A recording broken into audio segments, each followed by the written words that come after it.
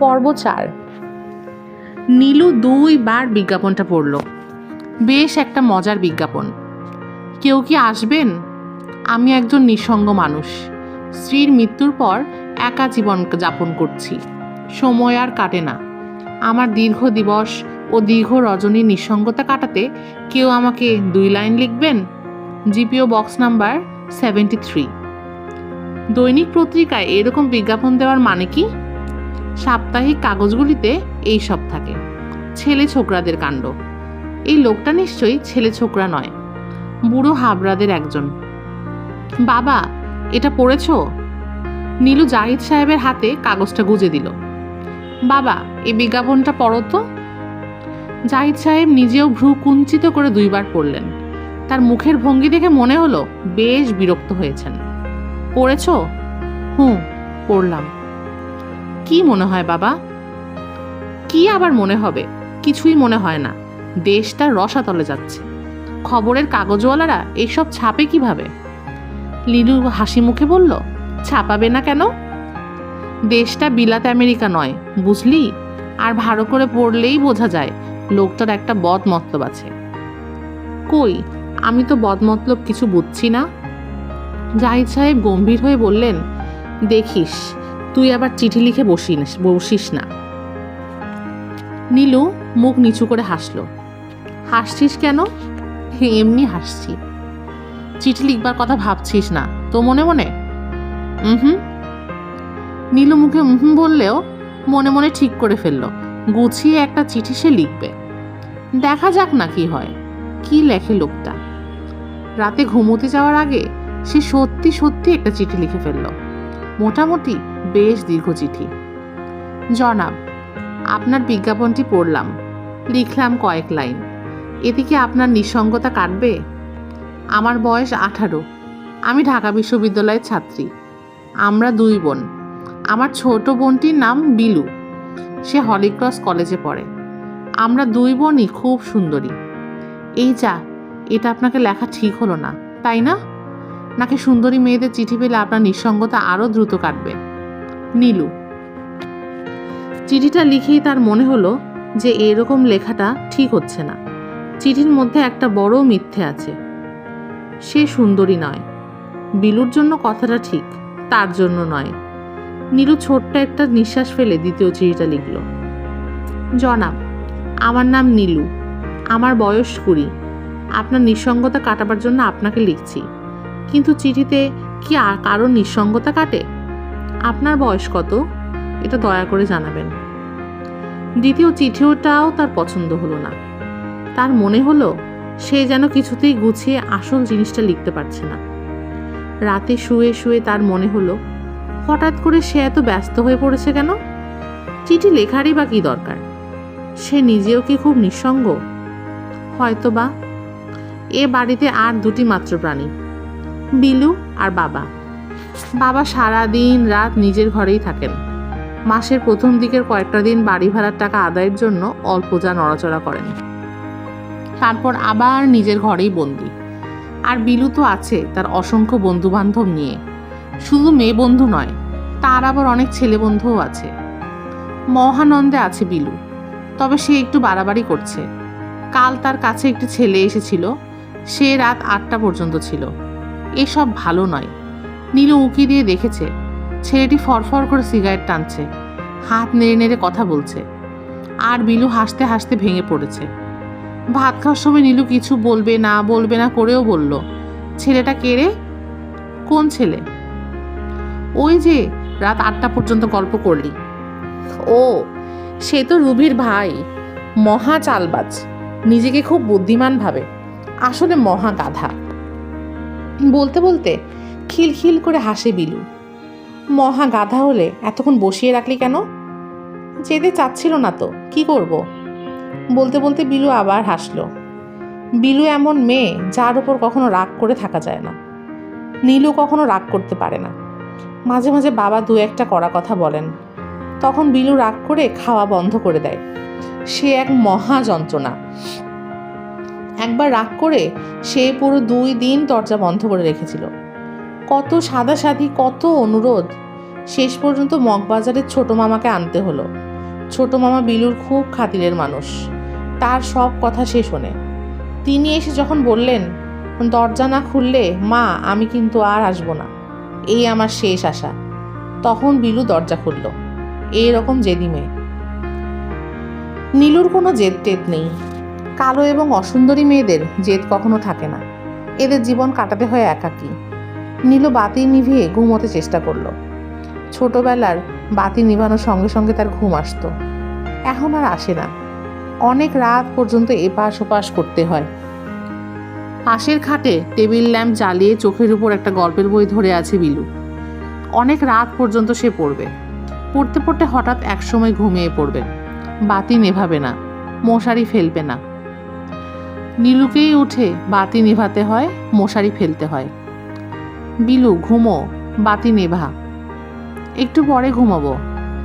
কি পড়ছিস? শীর্ষেন্দুর একটা বই, দারুণ। দিনে পড়িস, চোখে আলো লাগছে। দিনে আমার সময় কোথায়, তুমি ঘুমাও না। নীলু ঘুমাতে পারল না, শুয়ে শুয়ে তাকিয়ে রইল বিলুর দিকে। দিনে দিনে কি যে সুন্দর হচ্ছে মেয়েটা।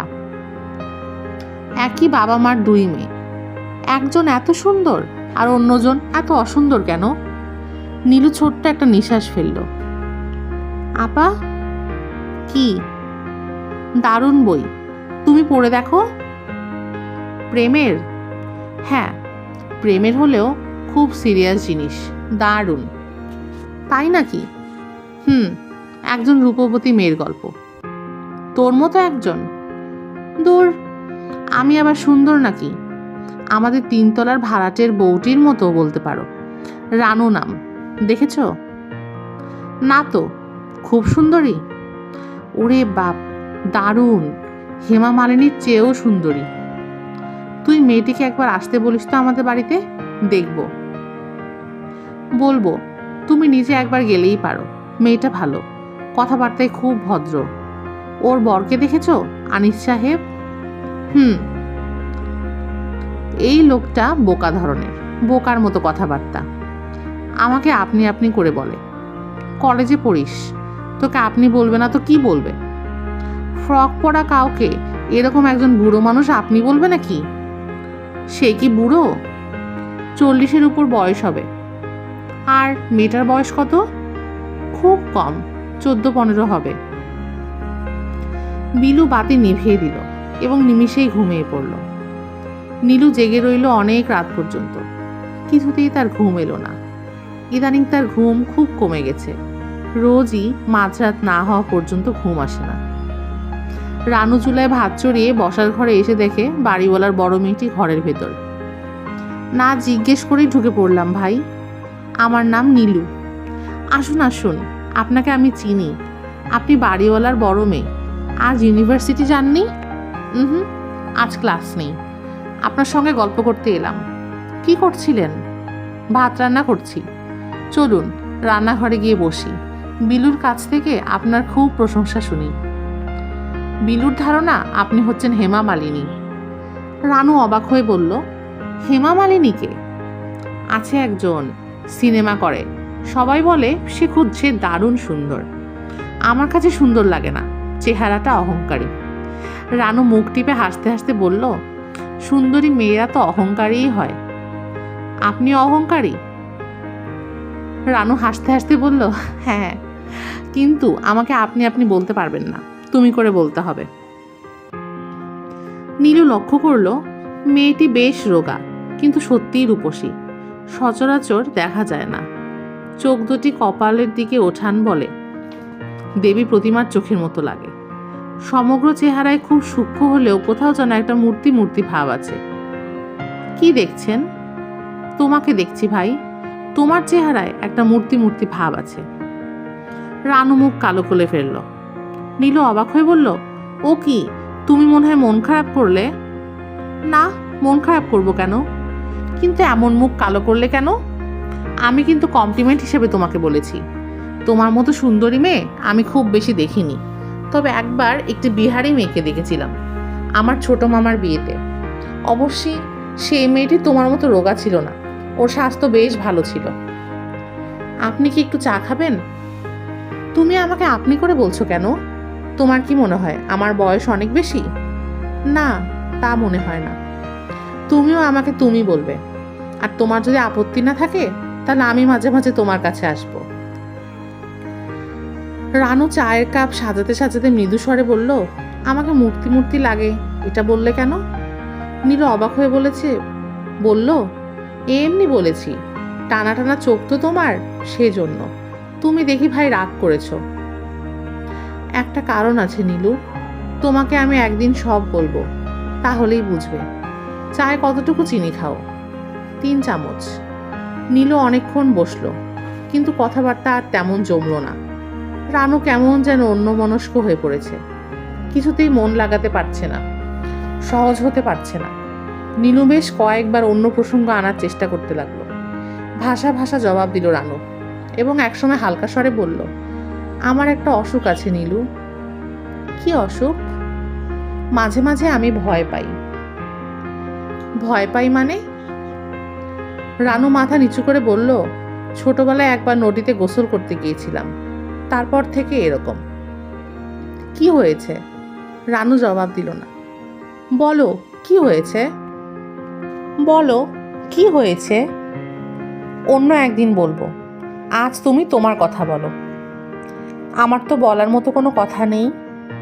তোমার বন্ধুদের কথা বলো। আমার তেমন কোনো বন্ধুও নেই, আমি বলতে গেলে একা একা থাকি। অসুন্দরী মেয়েদের বন্ধু টন্ধু থাকে না।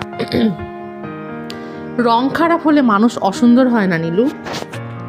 আমি নিজে কি সেটা আমি ভালো করেই জানি। নীলু উঠে পড়ল। রানু বলল, আবার আসবে তো? আসবো। আমি তোমার ভয়ের কথা টথা কি বলছিলে সেই সব শুনবো। আচ্ছা, তোমাকে বলবো। নীলু পাঠাবে না করেও চিঠিটা পাঠিয়ে দিল, কিন্তু তার পরপরই দুশ্চিন্তের সীমা রইল না। কে জানে, বুড়ো হাবড়া লোকটা একদিন হয়তো বাসায় এসে হাজির হবে। দারুণ লজ্জার ব্যাপার হবে। নিতান্তই ছেলে মানুষই কাজ করা হয়েছে। 4-5 দিন নীলুর খুব খারাপ কাটলো, দারুণ অস্বস্তি। বুড়ো মতো কোনো লোক মানুষকে আসতে দেখলেই চমকে উঠত। এটি সেই লোক নাকি? যদিও সত্যি সত্যি কেউ এসে পড়ে, তাহলে সে ভেবে রেখেছে, বলবে, এই চিঠি তো আমার নয়, অন্য কেউ তামাশা করে এই ঠিকানা দিয়েছে।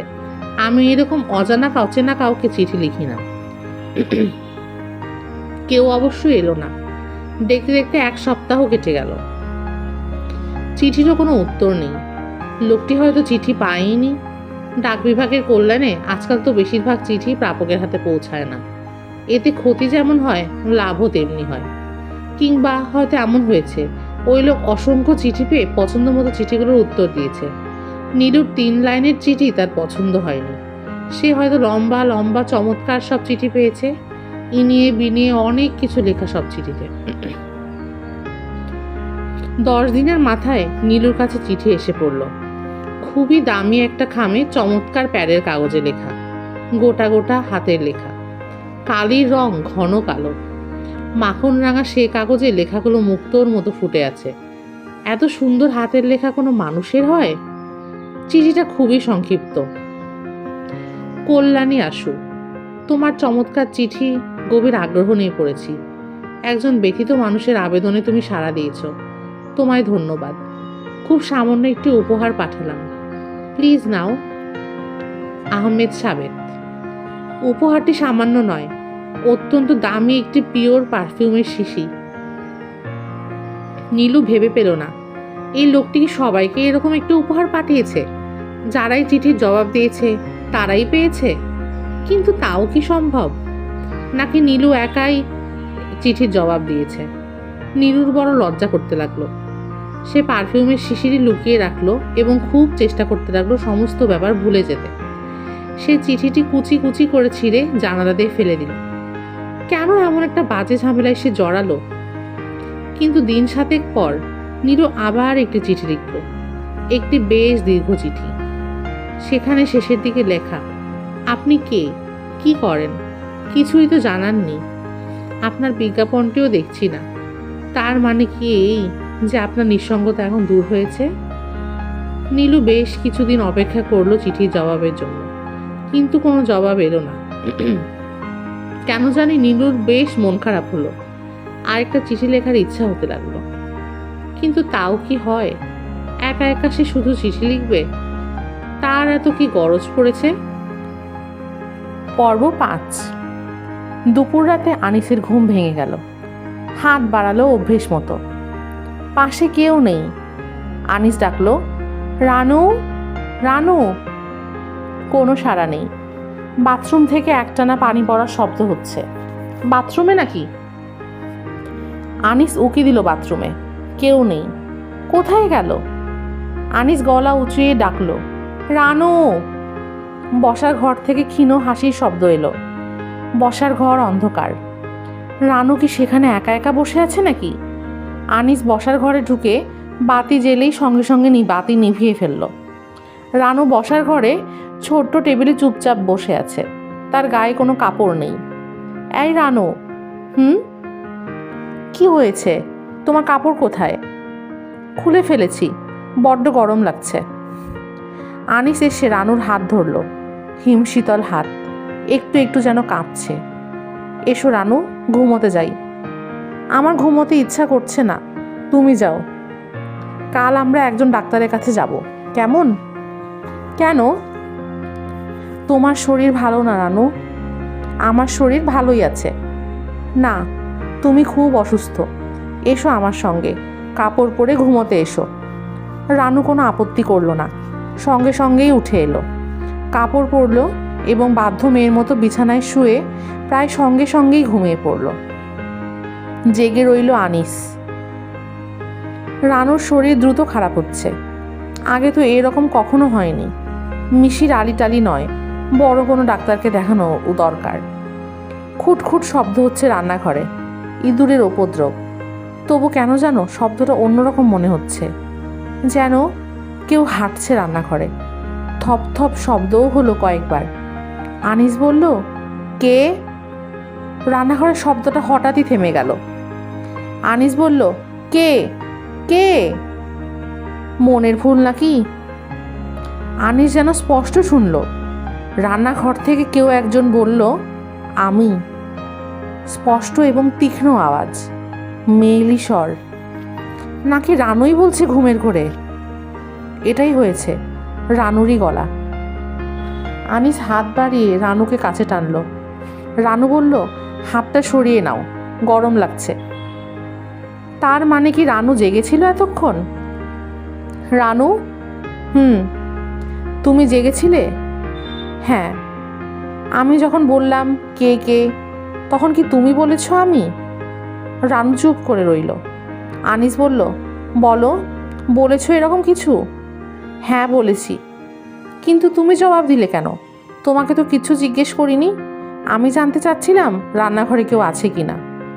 রানু ফিসফিস করে বলল, আমি তো রান্নাঘরেই ছিলাম। আমি রান্নাঘর থেকেই জবাব দিয়েছি। আনিস চুপ করে গেল। বিছানায় উঠে বসে পরপর সিগারেট দুটি শেষ করলো। বাথরুমে গিয়ে বাতি জ্বালিয়ে রেখে দিল। রান্নাঘরেও বাতি জ্বালিয়ে দিয়ে এলো। থাকুক, সারাটা রাত বাতি জ্বালানো থাকুক। রানু? কি?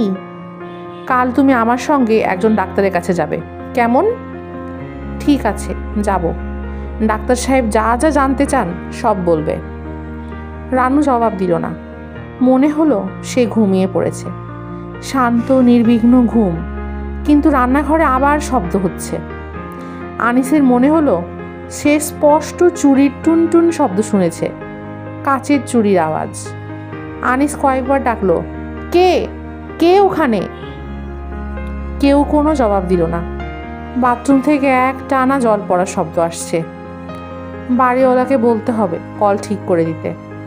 একজন কাজের মানুষ রাখতে হবে, পুরুষ মানুষ নয়, মেয়ে মানুষ, যে রাত দিন থাকবে।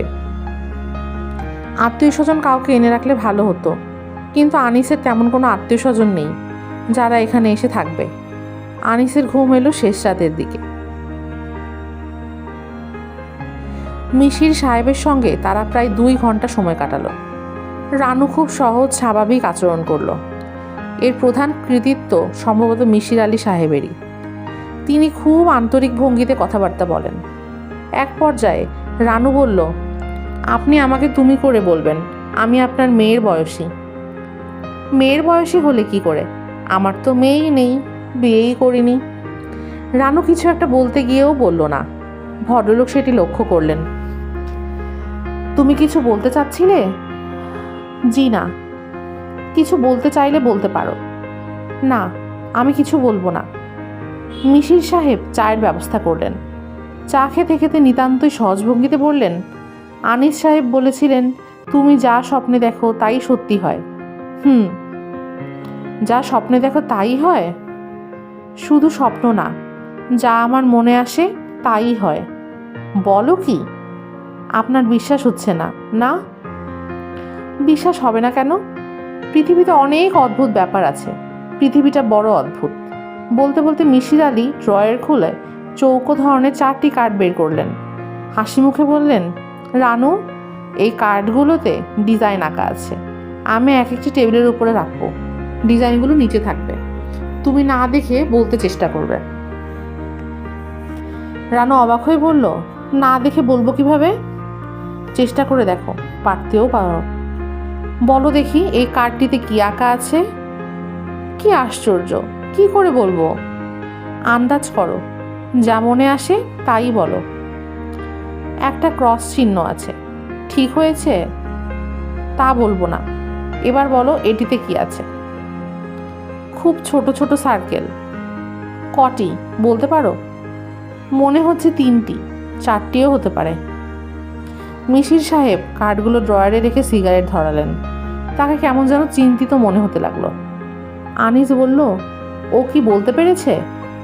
মিশির সাহেব তার জবাব না দিয়ে বললেন, রানু, এবার তুমি বলো, প্রথম ভয়টা তুমি কিভাবে পেলে?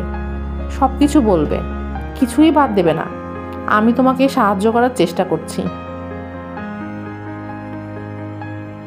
রানু চুপ করে রইল। তুমি নিশ্চয়ই চাও তোমার অসুখটা সেরে যাক, চাও না? চাই। তাহলে বলো, কোনো কিছু বাদ দেবে না। রানু তাকালো আনিসের দিকে। মিশির আলী বললেন, আনিস সাহেব, আপনি না হয় পাশের ঘরে গিয়ে বসুন। ওই ঘরে অনেক বইপত্র আছে, বসে বসে পড়তে থাকুন। ন্যাশনাল জিওগ্রাফির কারেন্ট ইস্যুটা আছে, গতকালই এসেছে। রানু বলতে শুরু করলো। মিশির আলী শুনতে লাগলেন চোখ বন্ধ করে। একটি প্রশ্নও জিজ্ঞেস করলেন না।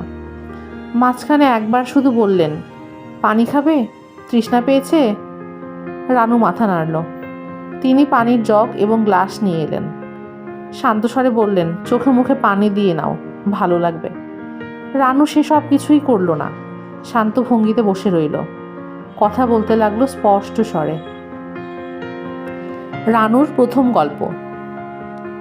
আমার বয়স তখন 11-12 বৎসর। আমি মধুপুরে আমার এক চাচার বাড়িতে বেড়াতে গেছি। চাচাতো বোনের বিয়ে। চাচাতো বোনটির নাম হচ্ছে অনুফা।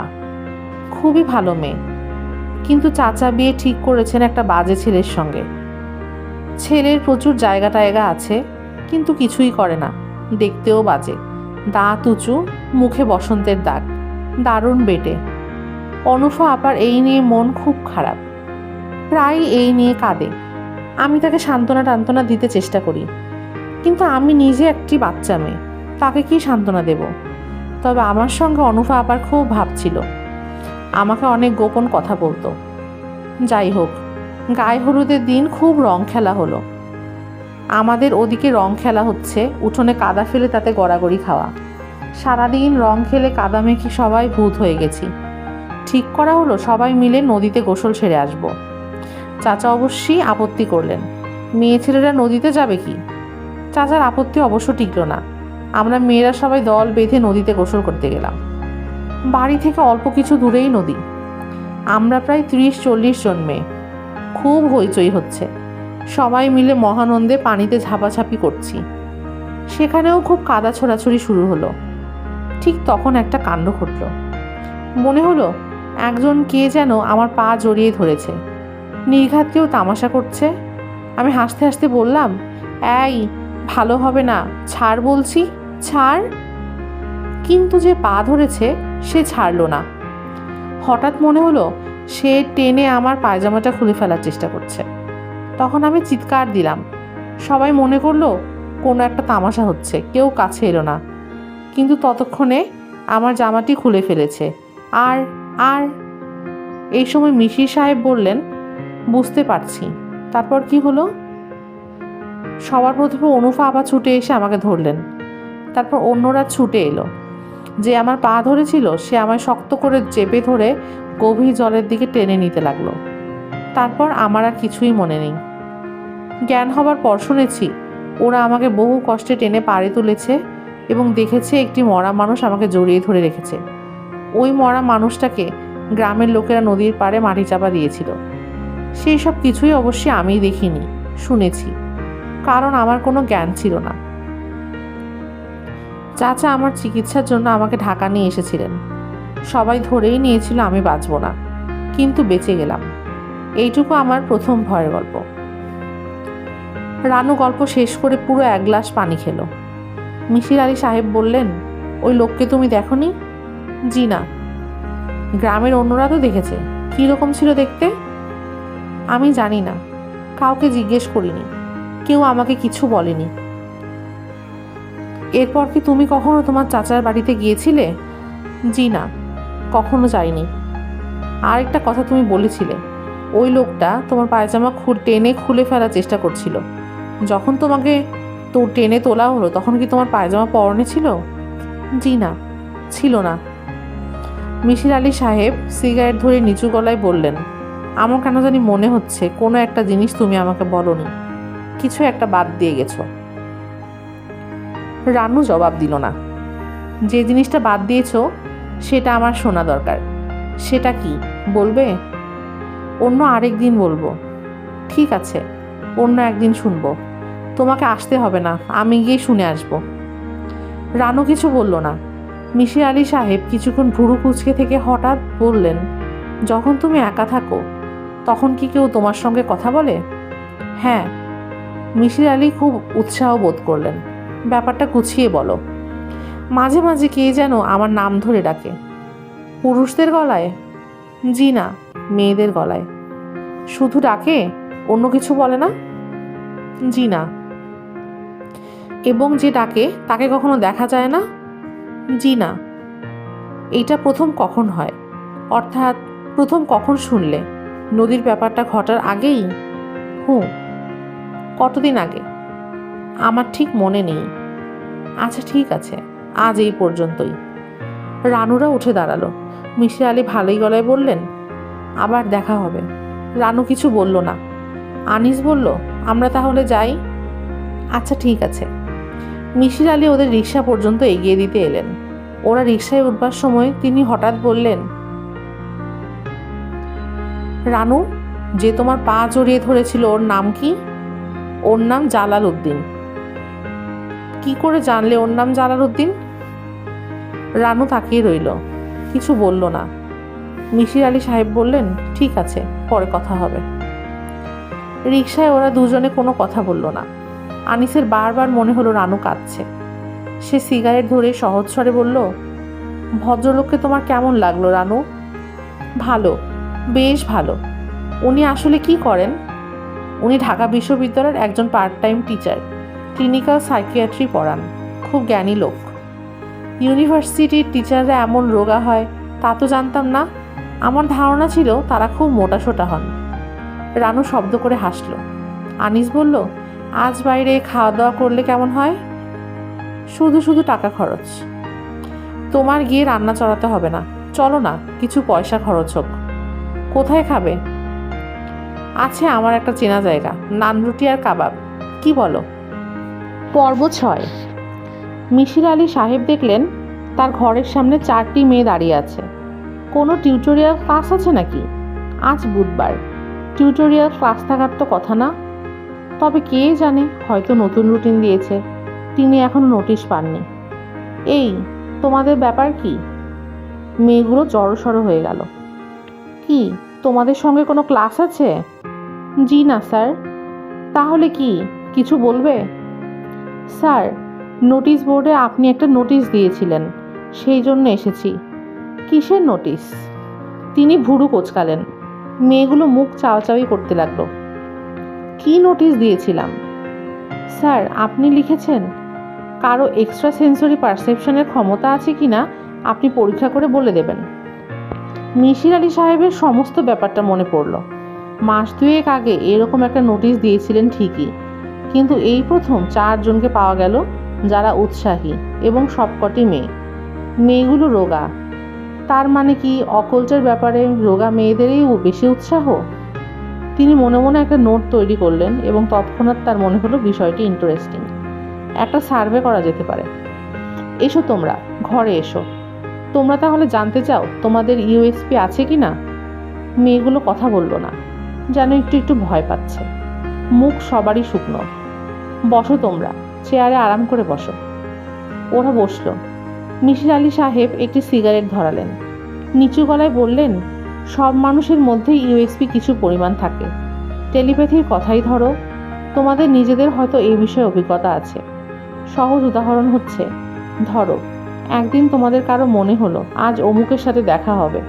যার সঙ্গে দেখা হবার কথা মনে হচ্ছে সে কিন্তু এখানে থাকে না, থাকে চিটাগাং, কিন্তু সত্যি সত্যি দেখা হয়ে গেল। কি হয় না এরকম? মেয়েগুলো কথা বলল না। এর মধ্যে একজন রুমাল দিয়ে কপাল মুছতে লাগলো। মেয়েটি নার্ভাস মনে হচ্ছে। নিশ্চয়ই ব্লাড প্রেশার বেড়ে গেছে। মিশির আলী বিস্মিত হলেন। নার্ভাস মেয়েটির দিকে তাকিয়ে বললেন, এই বিষয়ে চর্চা এখনো বিজ্ঞান পর্যায়ে পড়ে না, বেশিরভাগ সিদ্ধান্তই অনুমানের উপর। তবে আমেরিকায় একটি ইউনিভার্সিটি আছে, ডিউক ইউনিভার্সিটি। ওরা কিছু কিছু এক্সপেরিমেন্টাল কাজ শুরু করেছে। মুশকিল হচ্ছে ফলাফল সবসময় রিপ্রোডিউসিবল হয় না। মিশির আলী সাহেব ড্রয়ার খুলে 10টি চৌকো কার্ড বের করে টেবিলে বিছালেন। হাসি মুখে বললেন, পরীক্ষাটি খুব সহজ। এই কার্ডগুলোতে বিভিন্ন রকম চিহ্ন আছে, যেমন ধরো ক্রস, স্কয়ার, ত্রিভুজ, বিন্দু। কোনটিতে কি আছে সেটা অনুমান করে বলতে চেষ্টা করবে। একবার কাকতালীয়ভাবে মিলে যাবে। তবে ফলাফল যদি স্ট্যাটিস্টিক্যালি সিগনিফিক্যান্ট হয় তাহলে বুঝতে হবে তোমাদের ইউএসপি আছে। এসো দেখি, কে প্রথমে বলবে? তোমার নাম কি? নীলুফার। হ্যাঁ নীলুফার, তুমি প্রথমে চেষ্টা করো। যা মনে আসে তাই বলো। আমার কিছু মনে আসছে না। তাহলে অনুমান করো। মেয়েটি ঠিকমতো বলতে পারল না, তার সঙ্গীরাও না। মিশির আলী হাসতে হাসতে বললেন, না, তোমাদের কারো ইউএসপি নেই। ওরা যেন তাতে খুশিই হলো। মিশির আলী গম্ভীর গলায় বললেন, না থাকাই ভালো। আধুনিক মানুষদের এসব থাকতে নেই, এতে অনেক রকম জটিলতা হয়। কি জটিলতা? আছে। বলুন না স্যার। মিশির আলী লক্ষ্য করলেন নীলুফার নামের মেয়েটিই কথা বলছে, স্পষ্ট সতেজ গলা।